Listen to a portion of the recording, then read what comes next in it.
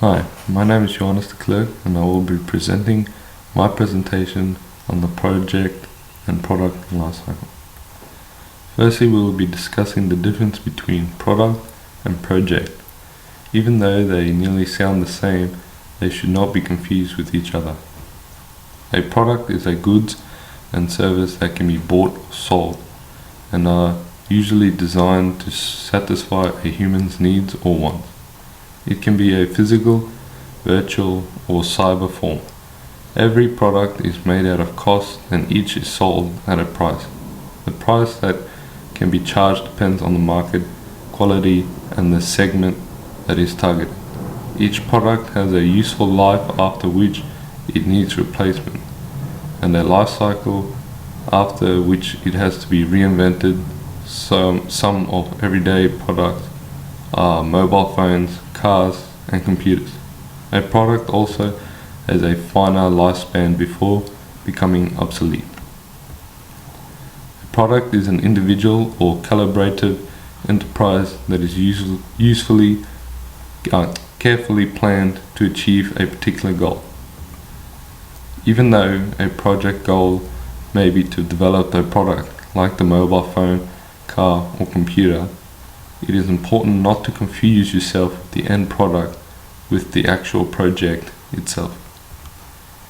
There are 5 stages throughout every product lifecycle: development, introduction, growth, maturity, and decline. The development stage. This is where the product goes through testing and prototyping with no review being made, as the product isn't yet available on the market. Introduction stage. This stage of the cycle could be the most expensive for a company launching a new product. The size of the market for the product is small, which means sales are low, although they will increase. Growth stage. The growth stage is typically categorized by a strong growth in sale and profit, and because the company can start to benefit from economic of sale in production, the profit margins as well as the overall amount of profit will increase. Maturity stage. During the maturity stage, the product is established and the aim for the manufacturer is now to maintain the market share they have built up. This is probably the most expensive time for most products, and businesses need to invest wisely in any markets they undertake. They also need to consider any product modification or improvements to the production process which might give them a competitive advantage. Decline stage. Eventually the market for a product will start to shrink, and this is what is known as the decline stage. This shrinkage could be due to the market becoming saturated. For example, all the customers who will buy the product have already purchased it, or because consumers are switching to a different type of product.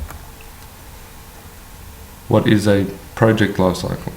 There are 4 key types throughout every project lifecycle: initiation, planning, execution, and closure. Initiation.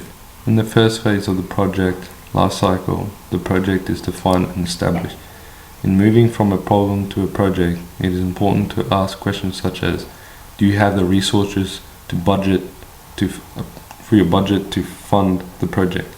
The project manager and team also determines the project's preliminary scope during the initiation phase. More often than not, project team members and stakeholders will constantly alter and sharpen the preliminary scope into one that is complete and accurate. Planning. Planning involves identifying and scheduling the work packages or activity necessary to perform the work, like constructing estimates of duration, cost, resources, developing plans to ensure quality, manage risk, and control scope.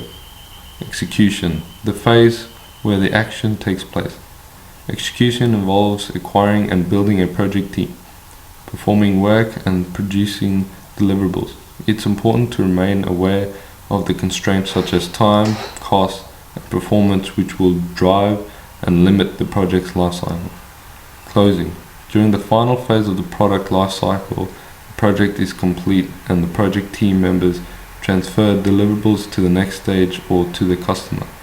The remaining work of the project team involves releasing resources to other projects, developing lessons learned to future improvements, and closing out the administrative elements of the project from an organization perspective. I hope that helped to define the difference between product and project lifecycle. Thank you.